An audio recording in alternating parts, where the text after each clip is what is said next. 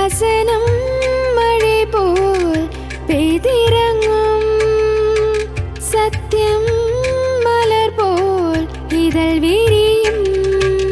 சத்தியம் சத்தியமே, சத்தியம் சத்தியமே, சத்தியம் சத்தியமே, சத்தியம் சத்தியமே. இந்த சத்தியம் சத்தியம் நிகழ்ச்சியை காணக்கூடிய உங்கள் அனைவருக்கும் அன்பரும் இரட்சகருமாகிய இயேசு கிறிஸ்துவின் இனிய நாமத்திலே என்னுடைய அன்பின் வாழ்த்துக்கள். அன்பானவர்களே, உங்களிடத்துல ஒரு சிறிய கேள்வியை கேட்க நான் ஆசைப்படுறேன்.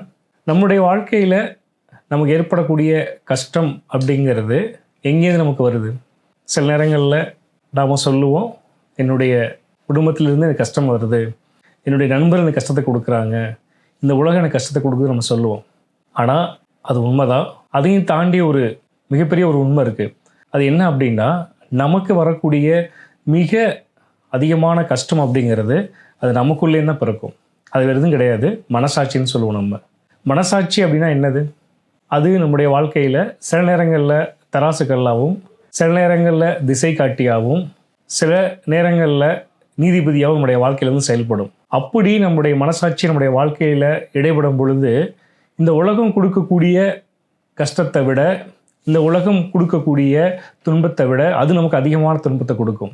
ஏன் அப்படின்னா, நாம் சில தவறுகளை, அந்தரங்கமான பாவங்களை நம்ம செய்ததுக்கு அப்புறமா நாம் ஒரு சில நேரங்களில் நம்முடைய குடும்பத்திலிருந்தோ அல்லது நம்முடைய நண்பர்களிடத்திலிருந்தோ அல்லது இந்த சமூகத்திலிருந்தோ நம்ம என்ன பண்ண முடியும்? தப்பித்து கொள்ள முடியும். ஏன்னா நம்முடைய பாவங்கள் அப்படிங்கிறது, நம்முடைய தவறுகள் அப்படிங்கிறது அந்தரமாக இருக்குது. அதுக்கு எந்த விதமான சாட்சிகள் இல்லை. அப்படிங்கும் பொழுது நம்ம என்ன பண்ணிவிடுவோம்? நம்ம தப்பிச்சிட்டோம், தவறுலேருந்து தப்பிச்சு நினச்சிட்டு இருப்போம் நம்ம. ஆனால் அது கிடையாது. நம்ம மீண்டுமாக தனிமையில் இருக்கும் பொழுதோ இல்லை இரவு நேரங்கள் நம்ம உறங்க போகும் பொழுதோ அந்த மனசாட்சி நம்ம இடத்துல மறுபடியும் பேச ஆரம்பிக்கும். ஒரு நீதிபதியாக வந்து நிற்கும். நாம் செய்த தவறுகளை நமக்கு மீண்டுமாக அது சுட்டி காட்டதாக இருக்கும். அப்போது நம்ம நினச்சிட்டு இருப்போங்க இல்லைங்களா, நமக்கு ஒரு தவறுலேருந்து நம்ம தப்பிச்சிட்டோம், நமக்கு தண்டனை கிடையாதுன்னு நினச்சிட்டு இருப்போம். ஆனால் சில நேரங்களில் இந்த உலகமோ இல்லை சட்டமோ நம்ம கொடுக்குற தண்டனையை விட நம்முடைய சுயம் இருக்கு இல்லையா, நீ தவறானவன், நீ வந்து பொல்லாதவன், நீ ஒரு பொய்யன் அப்படின்னு சொல்லி நம்மளோட மனசாட்சி மட்டும் பேசுது இல்லைங்களா, அதுதான் மிக கொடுமையான ஒரு காரியம். உலகம் கொண்டு வர கஷ்டத்தை விட நம்மளுடைய சுயம் நமக்கு கொடுக்கக்கூடிய கஷ்டம் அப்படிங்கிறது அது மிகப்பெரிய ஒரு காரியமாக இருக்கிறது. சில நேரங்களில் மனசாட்சி வந்து நம்மளை பாராட்டுறதை விட அநேக நேரங்களில் அது தொடர்ச்சியாக நம்மளை வந்து அது குற்றப்படுத்தக்கூடிய ஒரு காரியமாக இருக்குது. நம்முடைய வாழ்க்கையில் இருக்கக்கூடிய எல்லா விதமான காரியத்தை நம்மளால் வந்து சரி செய்ய முடியும். நம்மகிட்ட இருக்கக்கூடிய எல்லா குறைகளையும் நம்மளால் சரி செய்ய முடியும். ஆனால் அந்த மனசாட்சின்னு சொல்லக்கூடிய எந்த ஒரு காரியத்தை மட்டும் எந்த ஒரு மனிதனாலும் அதை சுயமாக சரி செய்து கொள்ளவே முடியாது. காரணம் என்ன அப்படின்னா, ஒருவேளை ஒரு வாலிப பருவத்தில் கூடிய ஒரு மனிதனோ அல்லது வயோதிகமான ஒரு மனிதனோ நான் நல்லவன், நான் இது வரைக்கும் நல்லதையே பண்ணியிருக்கேன் அப்படின்னு நினைத்து பார்த்தாலும் கூட அவனோட வாழ்க்கையில் அவன் செய்த எல்லா விதமான பாவத்தையும் தவறுகளையும் மீண்டுமாக அவனுடைய நினைவு கொண்டு வரக்கூடிய ஒரு காரியம் என்னன்னு பார்த்தீங்கன்னா அந்த மனசாட்சி தான். ஏன்னா அந்த மனசாட்சி எந்த மனிதனையும் அது சமாதானமாக அவனை இருக்க விடாது. அது மீண்டும் மீண்டுமாக நீ வந்து ஒரு பொய்யன், நீ ஒரு கள்ளன், நீ வந்து ஒரு நிறைவில்லாத மனிதன் அப்படிங்கிறத மீண்டும் மீண்டுமாக நமக்கு வந்து நினைவூட்டக்கூடிய ஒரு விஷயமாக இருக்கும். உங்களுடைய உடலை சுத்தப்படுத்தி கொள்ள முடியும், உங்களை சுற்றி இருக்கக்கூடிய எல்லா விஷயத்தையும் நீங்கள் வந்து சுத்தமாக வைத்து கொள்ள முடியும்.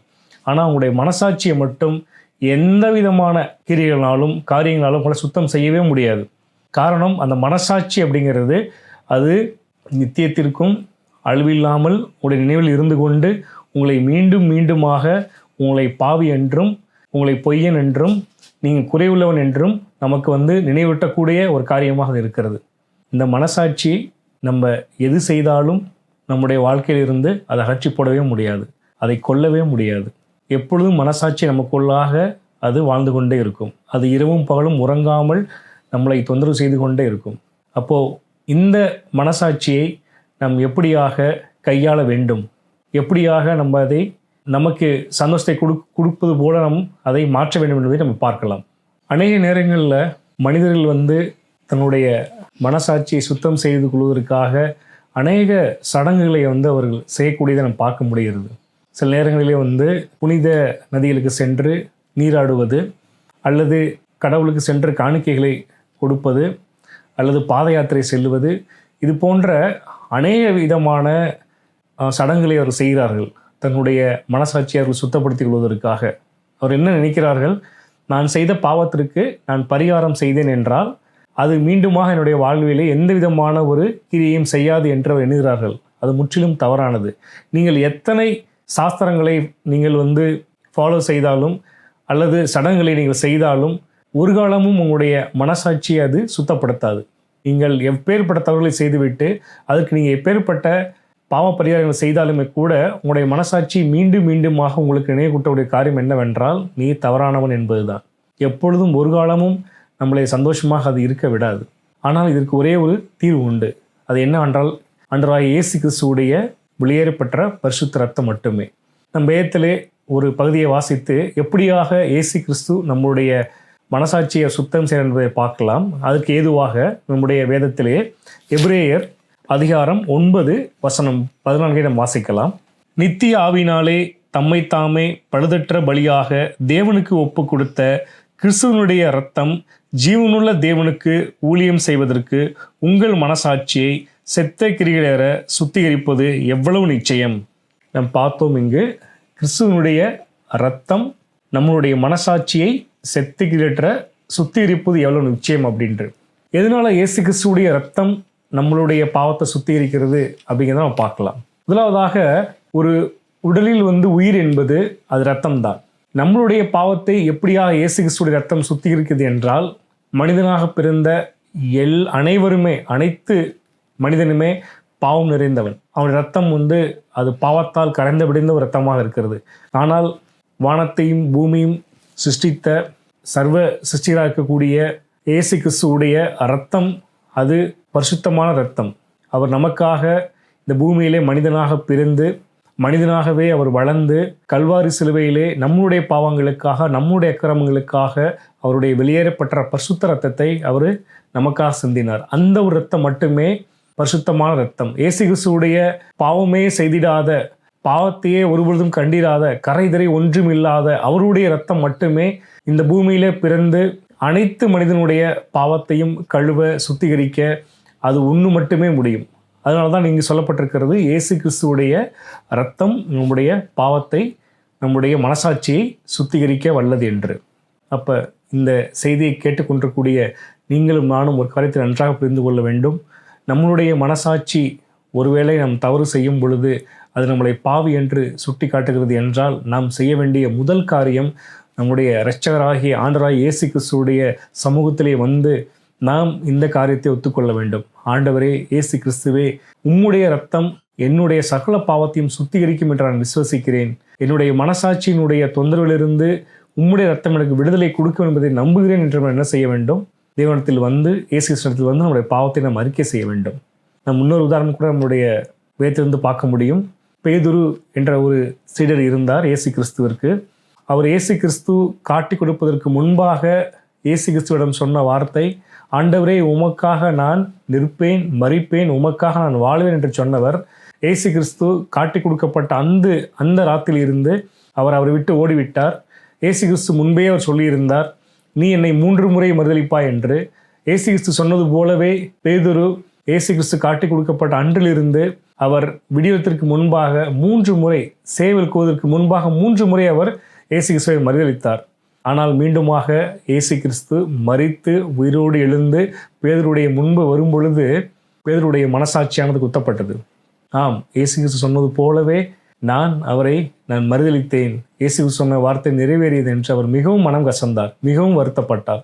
ஆனாலும் கூட இயேசு கிறிஸ்து தான் மீண்டுமாக உயிர்த்தெழுந்து வந்ததுக்கு பிறகு பேதுருவை நீ நேசிக்கிறாயா என்று கேட்டு மீண்டுமாக இயேசு கிறிஸ்துடைய இரத்தத்தின் மூலமாக பேதுருவுடைய மனசாட்சியை அவர் என்ன செய்தார்? சுத்திகரித்தார். மீண்டுமாக பேதுரு தன்னுடைய மனசாட்சி கழுவப்பட்ட அந்த நிச்சயத்தோடு இயேசு கிறிஸ்துக்கென்று அநேக அவர் ஊழியங்களை செய்தார். இயேசு கிறிஸ்துவுக்கென்று அநேக பெரிய காரியங்களை அவர் செய்தார். இயேசு கிறிஸ்துக்கென்று அவர் மரித்தார். அது மட்டுமல்ல, அதே போல சகேயு என்ற ஒரு மனிதனையும் கூட இயேசு கிறிஸ்து சந்தித்தார். சகேயு தன்னுடைய வாழ்க்கையிலே எந்த விதமான மனசாட்சிக்கு இடமும் கொடுக்காமல் அநேக மனிதனிடமிருந்து அதிக வட்டிக்கு பணத்தை கொடுப்பவனாகவும் அதை வசூல் செய்வனாகவும் இருந்தான். ஒருமுறை இயேசு கிறிஸ்து அந்த வீதியிலே வரும் பொழுது இயேசு கிறிஸ்துவை காணும்படியாக மரத்தின் மீது ஏறி நின்று கொண்டு அவரை பார்க்கும் பொழுது இயேசு சொன்னார், இறங்கி வா, இன்று ராத்திரியில் நான் உன்னுடைய வீட்டிலே நான் தங்குவேன் என்று சொல்லும் பொழுது அவர் வீட்டுக்கு அவர் பிரவேசித்த பொழுது அவர் சொன்னார், இந்த வீட்டுக்கு இன்று ரட்சிப்பு வந்தது என்று. அவர் சொன்ன பொழுது சகேவு மிகவும் அவன் சந்தோஷப்பட்டு அவர் மனம் திரும்பினான். அவனோட மனசாட்சி குத்தப்பட்டது. அவன் மனம் திரும்பினான். இயேசு கிறிஸ்து அவருடைய இரத்தமானது அவருடைய வாழ்க்கையிலும் கிரியை செய்தது. எப்படியாக பேதுருடைய வாழ்க்கையிலும் சகேவுடைய வாழ்க்கையிலும் மனசாட்சியானது குத்தப்பட்டு அவர்கள் எப்படியாக அவர்கள் தன்னுடைய மனம் திரும்புதலை அவர் ஏற்றுக்கொண்டு எப்படி சமாதானத்தையும் சந்தோஷத்தையும் பெற்றுக்கொண்டார்களோ, அதே போல இந்த செய்தியை கேட்கக்கூடிய சகோதரர்களை நீங்களும் கூட உங்களுடைய வாழ்விலே இயேசு கிறிஸ்துவுடைய ரத்தம் எப்படியாக பேதுருடைய வாழ்க்கையிலும் சகேவுடைய வாழ்க்கையிலும் அவருடைய வாழ்க்கையை மாற்றியதோ, அதுபோல என்னுடைய வாழ்க்கையும் இயேசு கிறிஸ்துவுடைய ரத்தமானது மாற்றும், என்னுடைய மனசாட்சியிலும் இருந்து எனக்கு விடுதலை கிடைக்கும் என்று நீங்கள் விசுவசித்து அவருடைய சமூகத்திலே வந்து உங்களை ஒப்புக் கொடுக்கும் பொழுது அதை செய்ய அவர் வல்லவராக இருக்கிறார். நம் ஒரு காரியத்தை நாம் தெளிவாக புரிந்து கொள்ள வேண்டும். நம்முடைய வாழ்க்கையிலே உண்மையான சமாதானம் என்பது, உண்மையான சந்தோஷம் என்பது அது இயேசு கிறிஸ்துவுடைய ரத்தம் மட்டுமே நமக்கு கொடுக்கக்கூடிய என்பதை நாம் விசுவசிக்க வேண்டும். இயேசு கிறிஸ்துவுடைய அந்த மெய்யான சமாதானம் மட்டுமே நமக்கு ஒரு சுத்தமான ஒரு மனசாட்சியை நமக்கு கொடுக்க முடியும். ஆக பிரியமானவர்களே, இந்த செய்தியை கேட்டுக் கொடுக்கக்கூடிய நீங்கள் ஒவ்வொருவரும் ஒருவேளை உங்களுடைய வாழ்விலே நீங்கள் அந்தரங்க தவறுகளை செய்திருந்தாலோ அல்லது அநேக பாவங்களை செய்திருந்து அதனுடைய விளைவாக ஒவ்வொரு இரவும் ஒவ்வொரு நாளும் தனிமையிலே நீங்கள் சந்தோஷமும் சமாதானமும் இல்லாமல் கஷ்டப்படும் பொழுது நீங்கள் ஒரு காரியத்தை நினைவு கொள்ள வேண்டும். இயேசு கிறிஸ்துவானவர் நான் சுத்தமான ஒரு மனசாட்சியை பெற்றுக்கொள்ளும்படியாகவும் என்னுடைய பாவம் மன்னிக்கும்படியாகவும் நான் நித்திய வாழ்வை பெறும்படியாகவும் நான் ஒரு விடுதலையான வாழ்க்கை பெறும்படியாகவும் இயேசு கிறிஸ்து எனக்காக மரித்தார். அவருடைய விலையேற இரத்தத்தினால் என்னுடைய பாவத்தை சுத்திகரித்தார் என்று நாம் விசுவசிக்க வேண்டும். அப்படியாக விசுவசிக்கும் பொழுது நமக்கு நிச்சயமாகவே ஒரு சமாதானம் கிடைக்கும், ஒரு சந்தோஷம் கிடைக்கும். நம்முடைய வாழ்விலும் கூட பேதுருவை போல சகேவை போல நாம் நித்தியமான ஒரு மனசாட்சியும் நித்தியமான ஒரு சந்தோஷத்தையும் நாம் பெற்றுக்கொள்ள முடியும். இந்த மையத்தில் இப்படியாக ஒரு வசனத்தை நாம் வாசிக்கிறோம். அக்கிரமங்கள் என் தலைக்கு மேலாக பெருகிற்று, அவை என் சக்திக்கு மீறின பாரமான சுமை போல இருக்கிறது. இது சங்கீதம் 38:4 நாம் இப்படியாக நாம் வாசிக்கிறோம். அப்போ இந்த பூமியில் பிறந்த ஒவ்வொரு மனிதனுடைய தலையிலும் வந்து அக்கிரமங்களை வந்து அதிகமாக பெருகிற்று. அந்த அக்கிரமத்தின் காரணமாக நம் சமாதானத்தை நாம் இழந்து போனோம், நம்முடைய வாழ்க்கையில் நம் சந்தோஷத்தை நாம் இழந்து போனோம். ஆனால் அதை பற்றி நாம் கவலைப்பட வேண்டியதில்லை. நம்முடைய பாவங்கள் அது எவ்வளவு பெரிதாக இருந்தாலும், நம்முடைய அக்கிரமங்கள் அது எவ்வளவு பெரிதாக இருந்தாலும் அதை பற்றி நாம் யோசிக்க வேண்டாம். இந்த நேரத்தில் நம்முடைய இருதயத்தின் ஆழத்தில் இருந்து நம்முடைய பாவத்தை நம்முடைய ஆண்டவராகிய இயேசு கிறிஸ்துவுக்கு முன்பாக அவருடைய சமூகத்துக்கு முன்பாக நாம் அறிக்கையிடுவோம். இயேசு கிறிஸ்துவானவர் என்னுடைய பாவத்திற்காக உங்களுடைய பாவத்திற்காக இந்த பூமியிலே மனிதனாக அவர் பிறந்து நம்முடைய அக்கிரமங்களுக்காக நம்முடைய அத்துமீறுதலுக்காக அவர் அந்த கல்வாரி சிலுவையை தன்னுடைய ஜீவனை ஒப்பு கொடுத்து அவர் வெளியேற்றப்பட்ட பரிசுத்த ரத்தத்தினால் நம்முடைய பாவத்தை அவர் கழுகினார் அப்படின்றத விசுவசிக்கும் பொழுது நம் மெய்யான ஒரு சமாதானத்தை பெற்றுக்கொள்ள முடியும். நம்முடைய பாவம் நம் அக்கிரமம் அது எவ்வளவு பெரிதாக இருந்தாலும் கூட அதை எல்லாம் கழுகி சுத்திகரிக்க இயேசு கிறிஸ்துவுடைய அந்த வெளியேறப்பட்ட பரிசுத்த ரத்தமானது அது போதுமானதாக இருக்கிறது. அப்படிப்பட்ட ஒரு மெய்யான சமாதானத்தையும் சந்தோஷத்தையும் ஒரு சுத்திகரிக்கப்பட்ட ஒரு மனசாட்சியோடு நம்ம இருக்க இயேசு கிறிஸ்துவானவர் உங்களை ஆஸ்வதிப்பாராக. சத்தியம் சத்தியமே, சத்தியம் சத்தியமே.